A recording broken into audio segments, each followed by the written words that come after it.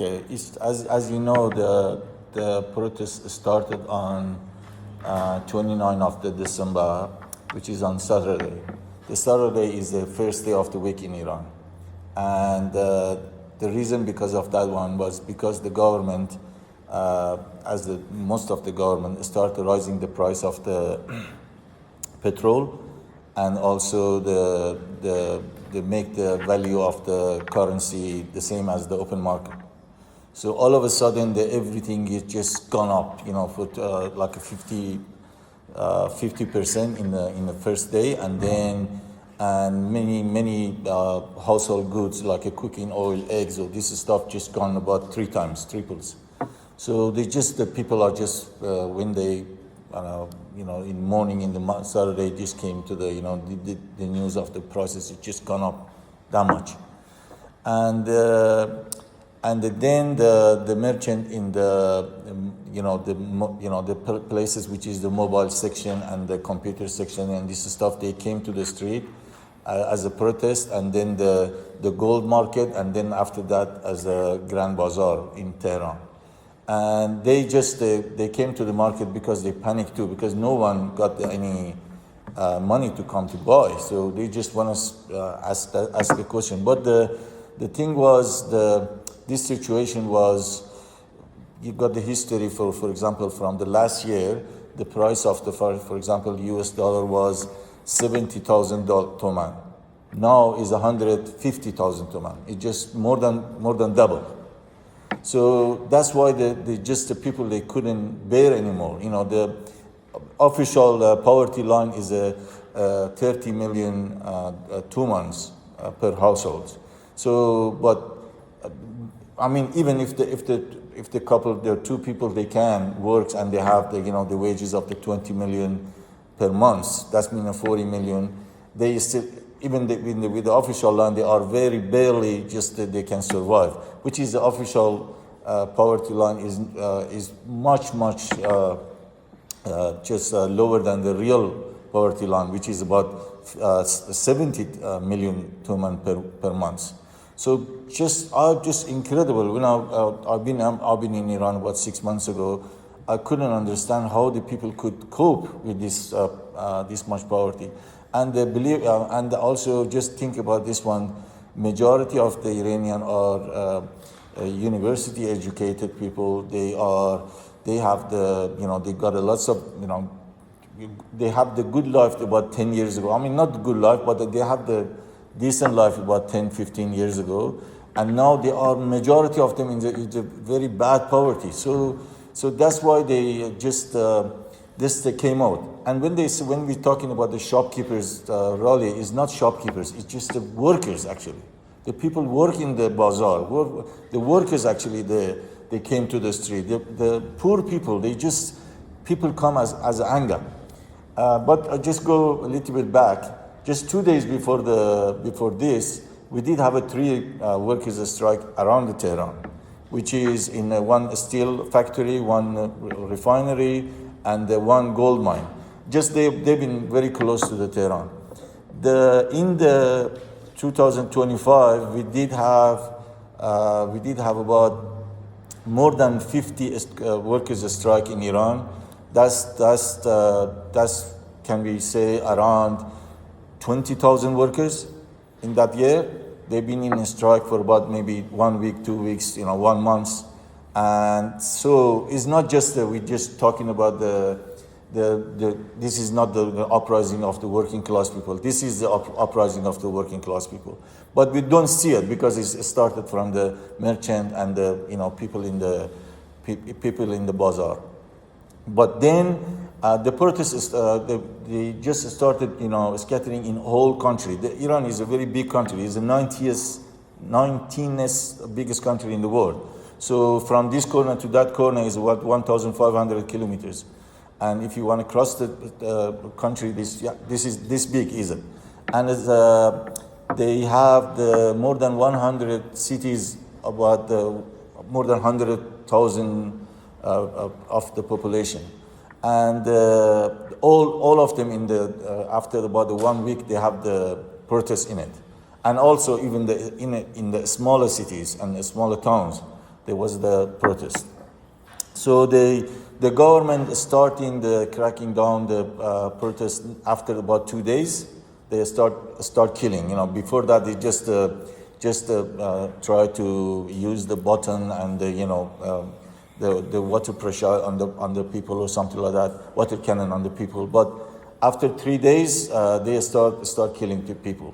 But they said after the 8th of January, almost about 9 days after the protest started, they said the foreign agent is coming among the protesters, as also because from the inside the protest, they start with we have the firing arms, firing back to the police. And by the way, at the moment we have the statistic about almost about 150 police being killed. About them, almost 7 of them, they've been killed by the knife or being killed by whatever the people they find out. But almost 140 of them were killed by bullet. So the bullet from the protesters to the police. That's very, very amazing. And for me as an Iranian, I think this is a little bit very, very early. People in Iran, when they protested like that, and after that, starting with using the Molotov cocktails to the things, and they're using some other things rather than starting with the firearms. This time is just very, very soon. After about 8 days, the people they're using firearms. So they said, the regime starts saying the foreign agent is among the protesters, and also in Israel they said yes, we have the people in the ground in Iran. They're saying this one too. And there is some unofficial news about the 12,000 people killed, but I think it's just too much. We don't know. They maybe have that, but we know exactly is around 2,600 people they've been killed because they got a name, they gave it to the families and like that. So in Iran, every Iranian people they have the national ID cards, which is they got all information the Iranian, they got fingerprints and everything like that. So for example, if the death goes to the morgue, they get the fingerprints, and from the fingerprints they get all information comes out. The name, address, telephone number, something like that. So that's why they officially is about 2,600 at the moment, and about 20,000 people have been arrested, and also is about more than 1,000 people are critically wounded, and they maybe died by now. They said this is official things comes. Even the Iranian media, they saying it like that, and still we can watch the Iranian TV by satellite or something like that, but internet and the phone line was blocked on the 8th of the January, and so there was no information coming after that except those people they have living in the border, so they can have the telephone from the other countries. For example, the city I was born was very close to the Iraqi border, so the people they have the Iraqi phone, so whatever the picture they have, they send it to the Iraq, and from Iraq we got it. Or the other countries like Armenia, Azerbaijan, Turkey, Iraq, or something like that. But that's why we got a very, very limited data at the moment for after the 8th of the January. But people, they are very smart. They try to do. Yeah.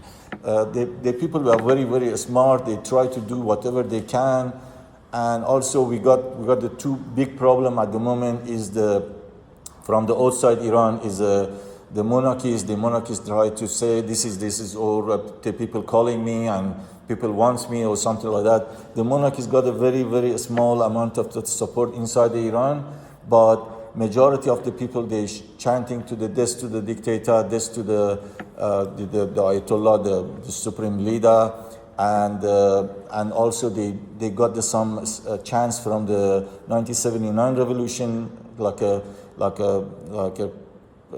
like what do you call it? Bread, shelter, freedom, like this stuff, which is the leftist things, and also unite,